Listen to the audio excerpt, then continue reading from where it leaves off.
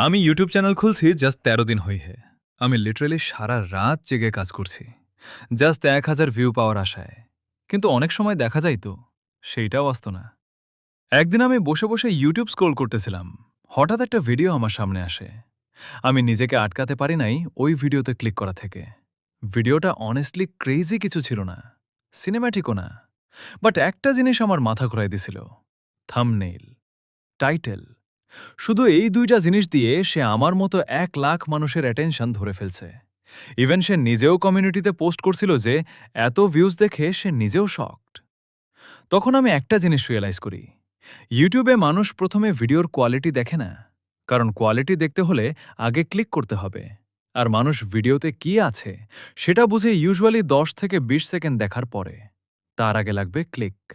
মানে যদি packaging week হয় তাহলে ভিতরে অ্যামেজিং ভিডিও থাকলেও সেটা হয়তো কেউ জানবেই না। এই রিয়েলাইজেশনের পর আমি পুরো ইউটিউবকে অন্যভাবে ডিসকভার করি। আর এই জন্যই আজকের এই ভিডিওটা আমি একটা এক্সপেরিমেন্ট হিসেবে বানালাম।